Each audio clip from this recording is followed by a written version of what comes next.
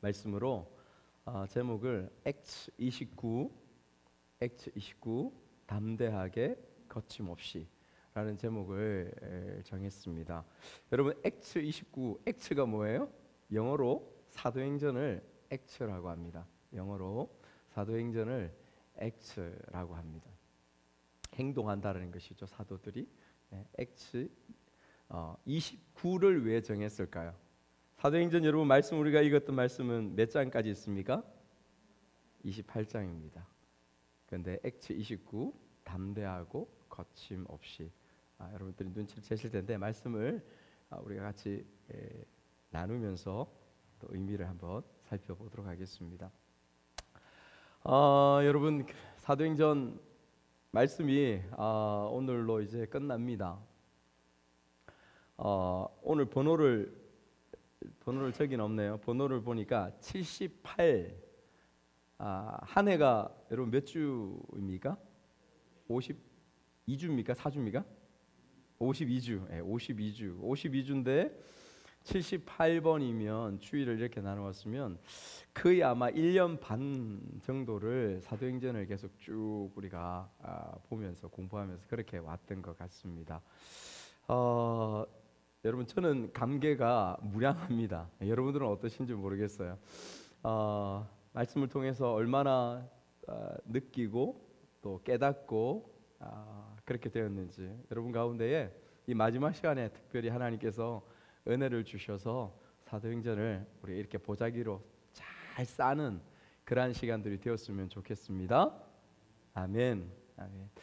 여러분, 주님은 부활하시면서 제자들에게 유언과 같은 말씀을 주셨습니다. 오직 성령이 너희에게 임하시면 너희가 권능을 받고 예루살렘과 온 유대와 사마리아와 땅 끝까지 이르러 내 증인이 되리라. 여러분, 이 말씀이 이루어졌습니다. 벌써 사도행전이 마무리되는 이 시점만 보더라도 벌써 예루살렘뿐만 아니라 유대뿐만 아니라 사마리아뿐만 아니라 땅끝, 그 당시의 땅끝이라고 하는 유럽 땅, 서바나, 여러분 땅끝이에요. 스페인이라고 하죠. 그때 사람들의 인식 가운데서는 그랬었습니다. 거기까지 지금 복음이 전하여지고 있습니다. 예수님이 십자가에 못 박혀 돌아가신 지 불과 40여 년의 시간이 지나서 이렇게 복음이 확장되어 가는 부분들을 우리가 말씀을 통하여 보게 되는 것이죠. 예루살렘에 예수님이 부활하시고 난 이후에 제자들이 예루살렘 한 다락방에 모여 있었습니다. 그 오순절 다락방에 성령께서 임하시고 난 이후에 그들에게 권능이 임하였습니다. 그들은 나아가서 복음을 미친 듯이 전했습니다. 정말 미친 사람처럼 복음을 전하고 만나는 사람마다 예수님의 부활을 전할 수밖에 없었다는 것을 말씀은 우리에게 증거해 주고 있습니다. 여러분, 그 복음을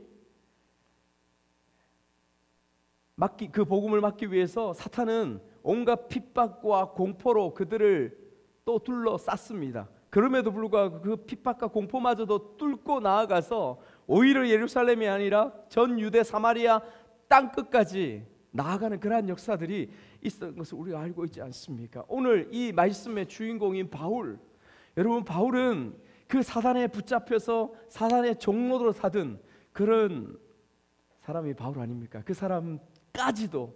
사람까지도 하나님은 그를 선택하시고 다메섹 도상에서 만나심으로 말미암아 하나님의 온전한 종으로, 하나님의 증인으로 세우시는 그 역사를 여러분 우리가 사도행전을 통하여 쭉 지금 보아오고 있었습니다.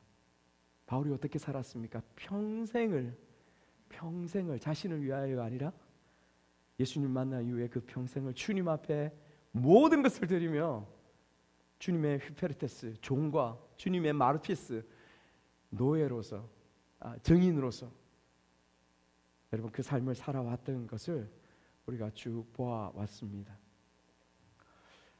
사도행전은 28장 말씀으로 끝을 맺습니다. 유라굴라 광풍 가운데서 또 난파된 그 배 가운데서 정말 힘들고 어려운 가운데서 약 5개월, 6개월 만에 로마에 도착하게 된 바울의 모습이었습니다. 그런 가운데서 형제들의 만남과 형제들 간에 형제들이 마중 나와서 만나고 위로하고 격려하고 이 부분들이 바울에게 엄청난 담대함을 주었다고 지난 시간에 우리에게 가르쳐 주었습니다. 그렇지 않겠습니까? 외로울 수 있습니다. 서러울 수도 있습니다. 끊임없는 고난과 죽음의 위협들 가운데서 그런 마음들이 인간인지라 들 수 있습니다. 그러나 다가온 형제들, 생각지도 못한 그 형제들이 다가와서 위로하고 격려하고, 이미 고린도에서 편지를 썼던 로마에 편지를 썼던 그 로마서 성경을 읽고 그 말씀을 읽고 로마에서부터 형제들이 나와서 아비오 광장 그 개선하는 그것까지 나와서 위로하고 격려하는 그 부분을 인해서 바울이 얼마나 힘을 얻고 위로를 얻고, 여러분 한번 상상해 보십시오. 저는 말씀을 읽을 때에 제가 그 자리에 있을 때에 저는 어떻을까 눈을 감고 늘 생각합니다. 바울의 심정으로, 바울의 마음으로.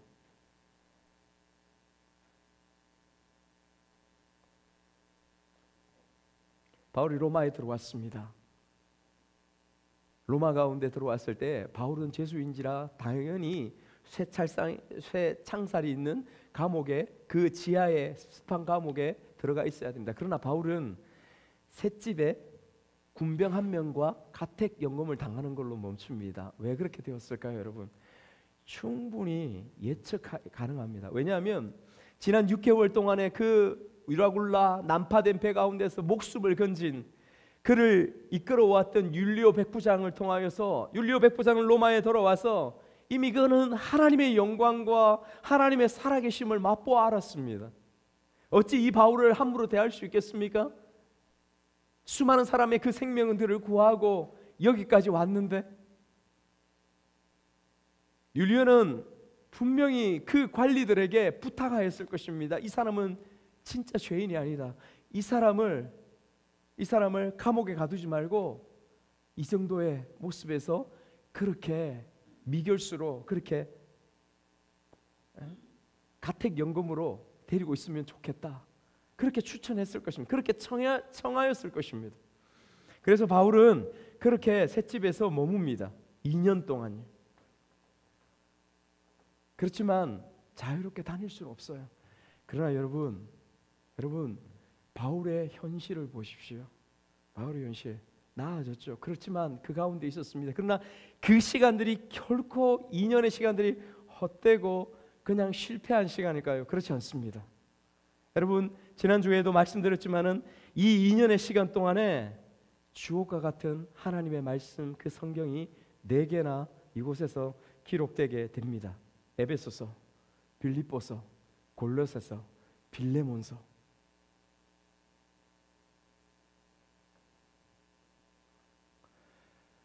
여러분 우리가 느낄 수 있습니다. 우리가 깨달아야 합니다. 지금 현재의 바울의 삶이 그래야 했던 것처럼 지금 저와 여러분들의 삶 가운데의 고난, 실패와 같이 느껴지는 그 시간들은 결코 하나님 안에 있을 때의 실패가 아니라는 것을 우리가 알아야 합니다. 알아야. 하나님 안에 실패의 시간들은 없습니다. 힘듦의 시간, 그 시간들도 반드시 필요합니다. 제가 제 둘째짜리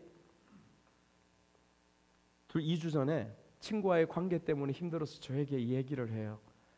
이런 가운데서 어떻게 해야 되고, 그 친구가 전체 가운데서 너무나 다르게, 까칠하게, 또 힘들게, 자기뿐만 아니라 다른 친구들 너무 힘들게 하고, 어떻게 해야 돼? 나도 너무 힘들어.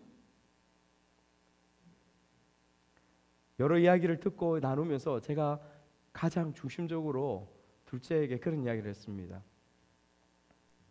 한비야, 지금 네가 이 시간 가운데 너의 친구 관계 가운데서 이런 친구들을, 이런 마음을 가지고 이런 성격을 가지고 그렇게 행동하는 친구들을 지금 만나서 네가 배우지 않으면 너는 언젠가 뒤후에 그런 모습들을 배울 수 있는 그런 상황들 가운데서 네가 어떻게 대화하고, 네가 어떻게 지혜롭게 말을 하고, 그 친구들을 어떻게 그 친구를 도와줄 수 있는가, 지금 고민하면서 생각할 수 있는 시간들은 지금 이 시간밖에 없어. 하나님께서 지금 너에게 이 시간들을 허락하신 거야. 힘들고 어렵지만은 하나님이 일하시는 것은 항상 이렇게 일을 하셔. 한편 너 이거 알아야 돼. 고개를 끄덕끄덕. 여러분, 하나님은 그렇게 하십니다. 하나님은 무당이 해가지고 뭔가 신비하게, 가끔은 정말 기적적으로 unusual하게 그렇게 하나님 일하실 수도 있습니다. 그러나 우리의 일상 가운데서 보통은 하나님은 이렇게 우리의 일상 가운데 일하시는 것을 여러분 우리가 깨달아 알아야 하는 것입니다. 성경에는 여러분 바울의 이후 행적에 대해서 구체적으로 기록해 놓고 있지 않지만 또 다른 기록에 의하면 바울은 2년 동안 그렇게 갇혀 있다가 이후에 얼마간 노임을 받습니다. 바울이 그냥 있는 것이 아니라 또다시 전도 여행을 떠납니다. 제자들과 함께 전도 여행을 아시아와 유럽으로 또다시 전도 여행을 나가게 되는 것이죠.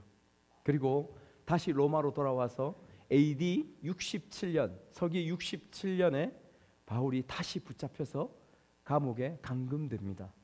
여러분, 이때가 언제냐면 네로 황제가 교회를 잔인하게 핍박하고 다 죽일 때 바로 그때가 AD 67년입니다. 이 네로 왕제의 그 핍박 가운데서 바울은 붙잡혀서 형장의 이슬로 순교하게 되어집니다. 사랑하는 여러분, 누가는요 이 사도행전의 대장정을 마치고 기록을 맺으면서 말씀을 자세히 여러분 한번 뒷부분에 보시면 다른 바울의 서신서들과 다른 성경들과는 사뭇 다르게 이 말씀을 맺고 있는 것을 우리가 발견할 수 있습니다. 여러분 30절과 31절 말씀을 한번 읽어보겠습니다. 30절 시작. 바울이 온 이태를 자기 셋집에 머물면서 자기에게 오는 사람을 다 영접하고 하나님의 나라를 전파하며 주 예수 그리스도에 관한 모든 것을 담대하게 거침없이 가르치더라. 사도행전의 이 방대한 분량에 비하면 이 마지막의 기록은 여러분 인사도 없습니다. 어떤 결론도 없습니다. 그냥 담백하게 기술하고 있는 바울 그리고 누가의 그 모습을 우리가 이곳에서 볼 수 있습니다. 예수 그리스도에 관한 모든 것을 담대하고 거침없이 가르치더라. 지금 현재 가르치고 있더라. 여러분, 이것이 뭡니까? 현재 진행형으로, 원문에 보면 정확하게 현재 진행형의 문법으로 이것을 기록하고 그냥 맺고 있습니다. 사도행전의 이 방대한 말씀을 말이죠. 그래서 학자들은 이 사도행전을 일컬어서 이렇게 표현합니다. 미완성작이라고 이렇게 표현합니다. 미완성작. 여러분, 음악과 미술에도 미완성작이 있지 않습니까? 맞습니까? 네, 맞죠. 제가 알기로는 음악에도 그런 작품들이 많고, 미완성곡, 미완성 교향곡, 그것은 미완성 교향곡이란 말은 완성이 되지 않았다라는 것입니다. 모나리자, 전문가들은 그리다가 눈썹이 없고 이런 미완성. 그런데 이 미완성작이 예술품에서도 훨씬 가치가 있는 부분으로 우리가 알고 있습니다. 학자들은 미완성작이라고 해요. 왜 바울이, 왜 누가가 이렇게 사도행전을 맺었을까요? 의도가 있지 않겠습니까? 여러분, 주 예수 그리스도께서 이 땅에 오셔서 십자가를 지시고 부활하심으로 우리의 구원을 완성하신 것은 그 복음 자체는 완성되었습니다. 그러나 그 완성된 복음이 바울로 인하여 맞춰집니까? 누가로 인하여 맞춰집니까? 2000년 전에 이들의 사역으로 인하여 끝나버립니까? 그렇지 않다라는 것입니다. 오늘 2000년이 지난 오늘 우리를 통하여 여전히 그 복음의 행진은 세상 땅끝까지 여러분 전거되고 나타내고 있는 것을 우리에게 말씀해 주시고자 하는 성령의 뜻이 이곳에 있는 것입니다. 그래서 이제 사도행전 28장이 아니라 사도행전 29장은 나를 통하여, 여러분 우리를 통하여 써내려 가야 하는 것이라고 우리는 우리의 믿음의 고백으로 그것을 고백할 수 있어야 하는 것입니다. 그렇게 고백되어진, 그렇게 한 사람을 통하여 들려진 복음 때문에 한 민족이 변하고 한 나라가 온통 주님 앞에 돌아오는 그러한 역사들이 지난 과거의 역사들 가운데에 얼마나 많이 있었는지 우리는 역사를 통하여 알고 있습니다. 미국도, 유럽도, 세계의 믿지 않는 전문가들도 오늘날 이 바울이 전하였던 이 복음이 로마의 유럽으로 번져지지 않았다면 오늘날 유럽의 판도는, 오늘날 세계의 판도는 전혀 달랐을 것이다, 그렇게 얘기하고 있습니다. 세상 가운데서 누가 세상의 판도를 바꿨냐? 바로 바울이라고 세상 사람, 세상 학자들조차 그렇게 이야기를 하고 있습니다. 우리의 삶 가운데에서, 우리의 지금의 일상의 여정 가운데서 여전히 계속해서 선포되고 이어져야 할 그러한 복음이 되는 것입니다. 사랑하는 여러분, 그런데 이런 고백을 하고 이런 선언을 하고 말씀을 통해서 이런 부분들을 깨달을 때 마음에 부담이 들어집니다. 어떤 부담이 들어질까요? 저부터 그런 마음이 들어져야 돼요. 왜 나는 그런 복음에 부합된, 그런 복음의 증인으로서의 삶에 온전히 부합된 삶을 살고 있지 못하는가? 그런 마음이 들어집니다. 제가 그렇습니다. 제가. 여러분 왜 그럴까요? 그것은 필시 복음의 진행형이 되지 못하고 있는 제가 저의 삶에 대한 양심의 고발인 것입니다. 제 마음에서 그런 부담이 일어나고 그런 부끄러움이 일어나는 것은 제가 저 자신의 고백하는 양심의 고발인 것이죠. 여러분 무엇이 저를, 또 무엇이 우리를 그 삶으로 나아가기를 막고 있습니까? 우리는 무엇이 뚫려야 그렇게 나아갈 수 있을까요? 여러분 오늘 말씀 가운데서 그 말씀에 대한 지혜를 두 가지 정도 하나님께서 우리에게 주신다라고 믿습니다. 여러분 바울은 변함이 없습니다. 전도 여정 가운데서 그랬던 것처럼 사람들을 초청하고 아침부터 밤까지 하나님 나라를 정언하고 예수님을 증거했다고 여러분 우리가 가진 23절 말씀에서 그렇게 말씀해 주고 있습니다. 여러분도, 우리 교회도 여기서 나타난 이러한 역사들, 바울이 그렇게 말씀을 증거하고 아침부터 밤까지 말씀을 들을 때에 어떤 사람은 믿고 어떤 사람은 믿지 않는 사람이 있어서 떠나간다 할지라도 복음이 선포되고 그 복음 때문에 변화되어지고 감동하고 그런 역사들이 여러분 우리 공동체 가운데서, 여러분 삶의 주변들 가운데서 그러한 일들이 일어났으면 좋겠습니다. 중요합니다. 그런데 왜 같이 복음을 들었던 사람들이 떠나갔을까요? 왜 그것을 받아들이지 못하고 떠나갔을까요? 그 부분에 대해서 이사야 선지자의 그 구약의 이사야 선지자의 예언의 말씀을 통하여 말씀해 주고 있다고 바울은 우리에게 가르쳐 주고 있습니다. 여러분 오늘 말씀 26절에서 27절 말씀을 같이 한번 읽겠습니다. 26절에서 27절 시작. 일렀으되 이 백성에게 가서 말하기를 너희가 듣기는 들어도 도무지 깨달지 못하며 보기는 보아도 도무지 알지 못하는도다. 이 백성들의 마음이 우둔하여져서 그 귀로는 둔하게 듣고 그 눈은 감았으니 이는 눈으로 보고 귀로 듣고 마음으로 깨달아 돌아오면 내가 고쳐줄까 함이라 하였으니. 아멘. 여러분 우리는, 저와 여러분은 예수님을 믿습니다. 아멘. 믿습니다.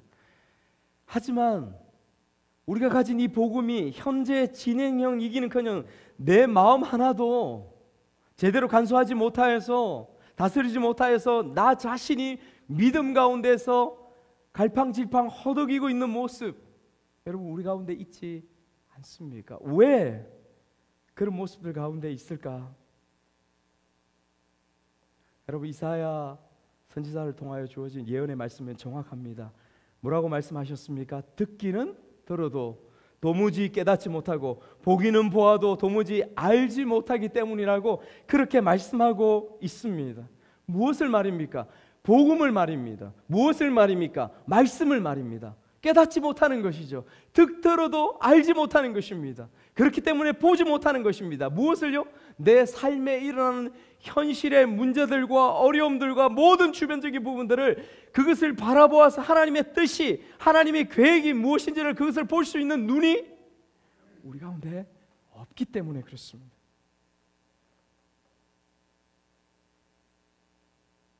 또 한 가지 더 있습니다. 여러분의 우리의 삶 가운데서 만나는 모든 일들, 그 만남들, 당면한 고난과 힘듦의 모든 부분들, 그 부분들의 의미를 도무지 알지 못합니다. 왜? 하나님의 말씀을 깨닫지 못하면, 하나님을 만나지 못하면 알지 못하는 것입니다.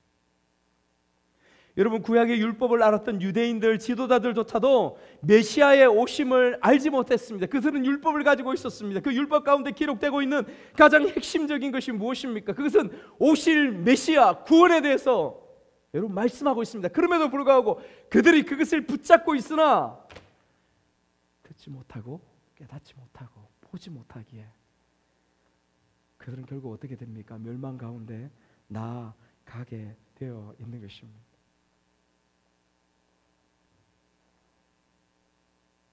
우리가 증인으로 살지 못하는 것, 듣지 못하기 때문에, 우리가 깨닫는 마음들이 없기 때문에 그렇습니다. 다른 거 없습니다.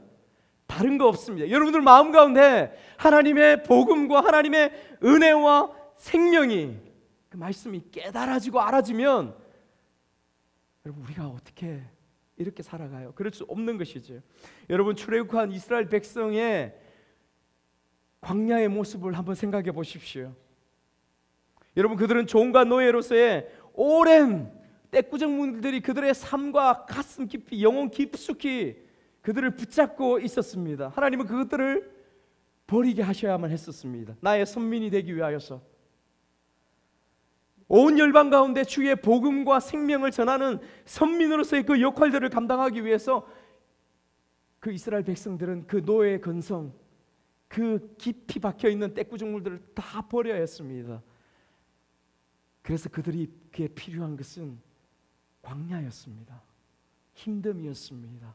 고난이었습니다. 그들의 현실 가운데서, 그들을 만나는 오늘 가운데서 직접 목마름이 있고 배고픔이 있고 하는 것대로 되지 않는 그 힘듦과 어려움이 필요했습니다. 이스라엘 백성들은 그 뜻을 알았어야 됐어요. 그들이 그냥 자연 가운데서 깨닫는 것이 아니었습니다. 그들은 모세를 통하여 주신 하나님의 말씀 가운데 반복되고 반복되어 그들의 귀에 들려졌습니다. 그럼에도 불구하고 그들은 마음의 문을 닫고 듣지 않았습니다. 우리처럼요. 똑같이 듣지 않습니다. 그러니 깨달을 수가 없습니다. 그들이 나의 현실 가운데 힘듦만 찾아들고 한숨만 찾아들고 어려움만 찾아드는 것은 당연지사 아니겠습니까?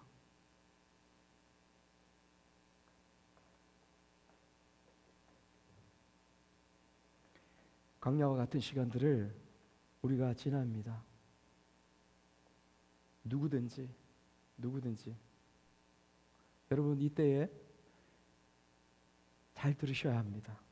우리가 하나님의 음성을 잘 들을 수 있기 위하여 노력하셔야 됩니다. 적극적으로 나아가야 합니다.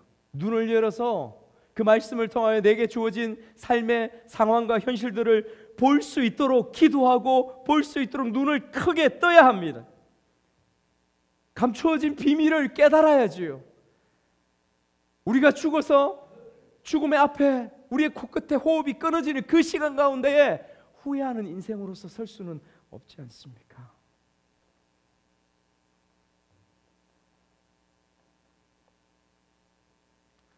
시편 42편의 11절 말씀에서 저와 여러분들의 삶의 모습들을 똑같이 이렇게 고백해 주는 것 같습니다. 우리 같이 한번 크게 읽겠습니다. 시작. 내 영혼아, 네가 어찌하여 낙심하며 어찌하여 내 속에서 불안해하는가? 너는 하나님께 소망을 두라. 나는 그가 나타나 도우심으로 말미암아 내 하나님을 여전히 찬송하리로다. 아멘. 내 영혼아, 네가 어찌하여 낙심하며 어찌하여 네 속에서 불안해하는가? 그러지 말라.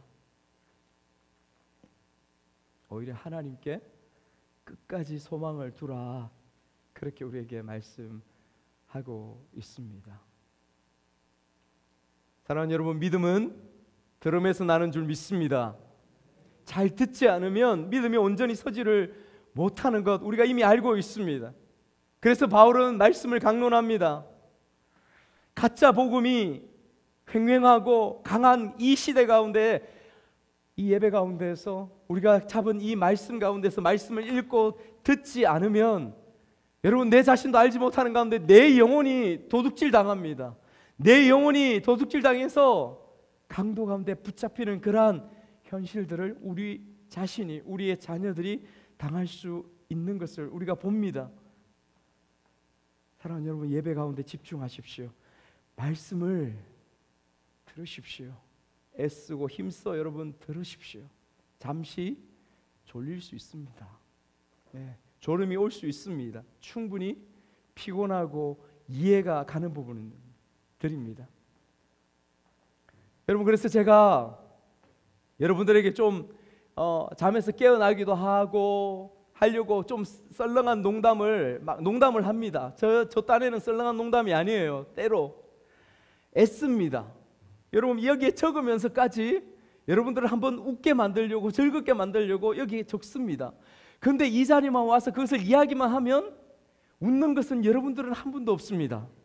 누가 웃습니까? 저만 썰렁하게 피식 웃다가 설교 다 망쳐버립니다. 그런 일들이 계속 일어나요.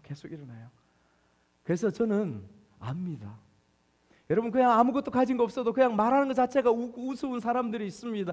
즐겁게 하는 사람들이 있습니다. 달란트예요. 그 사람이 가진 하나님 주신 훌륭한 은사입니다. 저에게는 없습니다.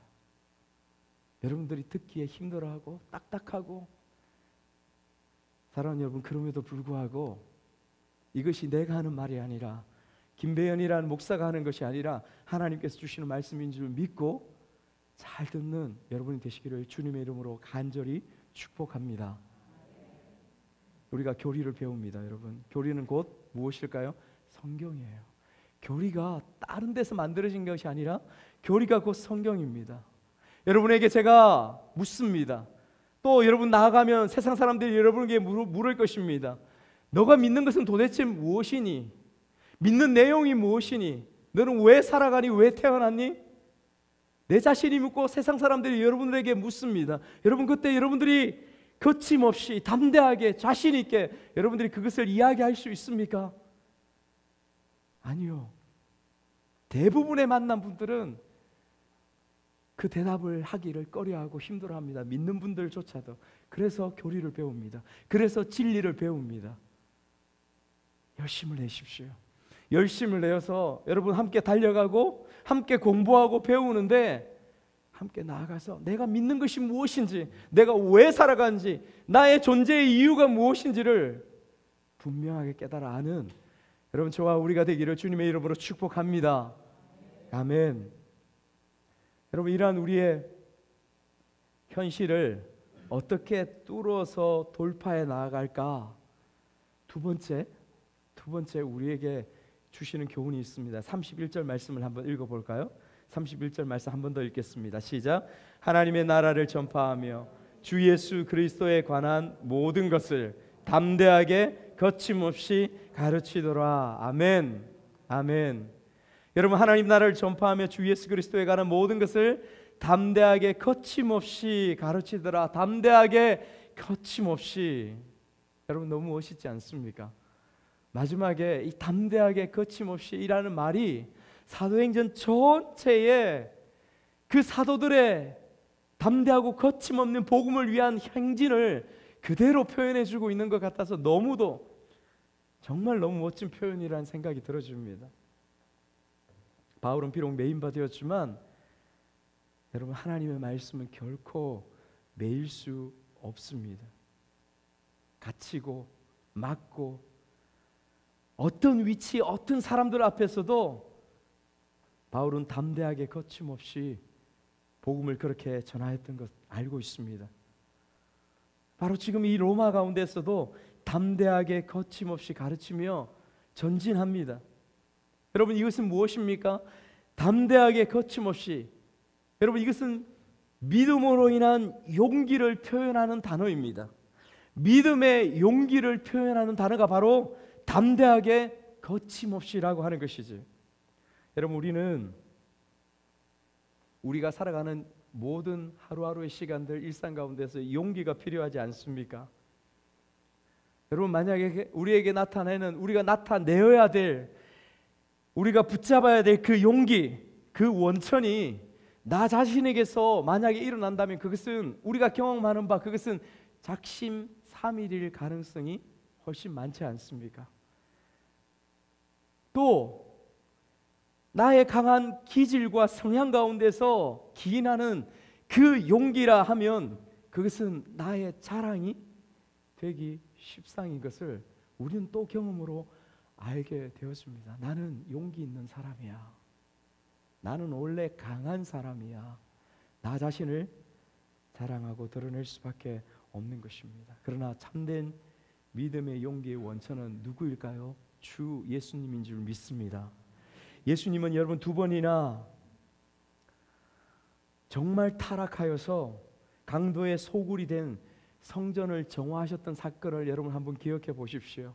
모든 이스라엘 백성들이 암암리에 인정하고 종교 지도자들이 그렇게 행하였기에 큰 문제가 있을까? 그렇게 타락하고 더러워진 성전의 모습들 가운데서 그곳에서 매매하고 그곳에서 돈을 바꾸고 하고 있는 그 현장에 나아가서 2번이나 예수님의 공생의 기간 가운데 예수님은 다 둘러보셨습니다.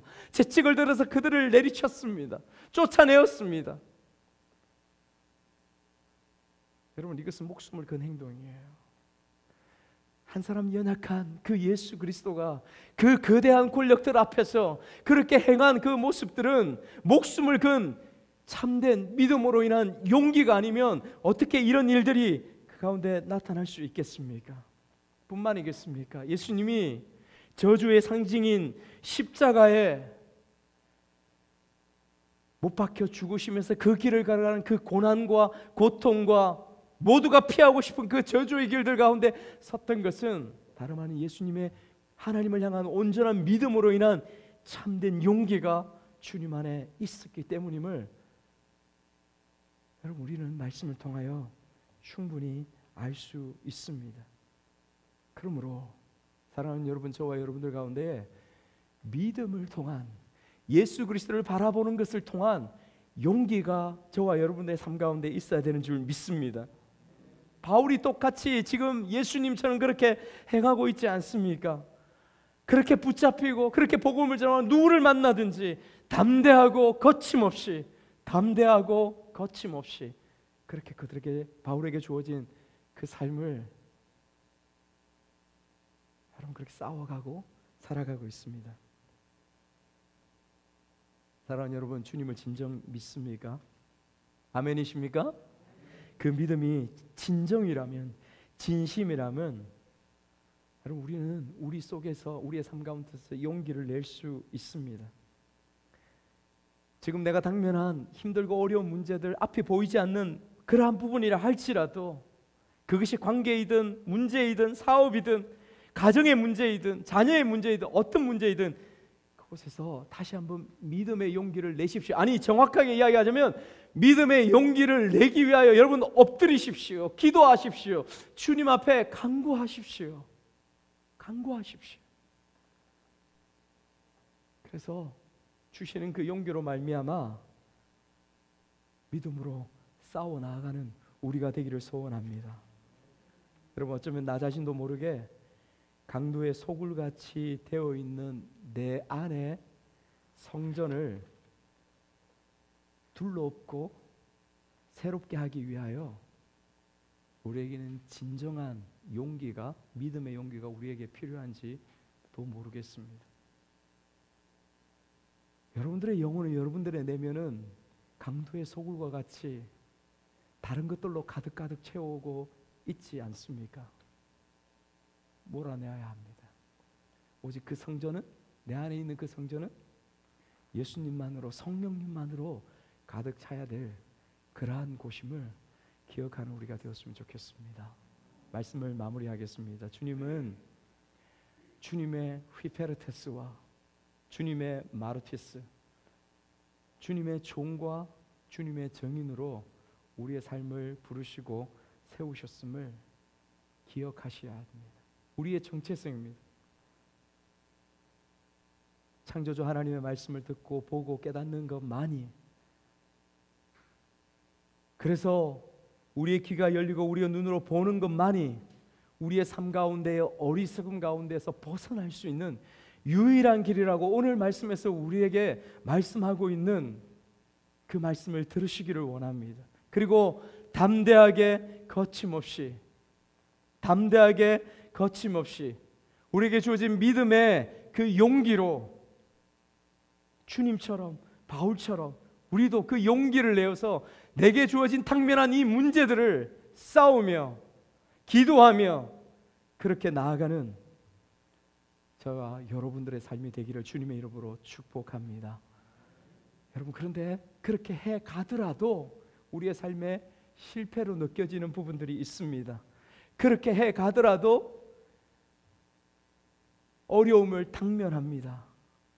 그렇지만 결코 포기하거나 결코 일어서지 않을 이유가 그곳에 없습니다. 여러분, 왠 줄 아십니까? 그것은 하나님의 은사와 하나님의 부르심에는, 나를 위한, 여러분들을 위한 하나님의 은사와 그 부르심에는 결코 뭐가 없다?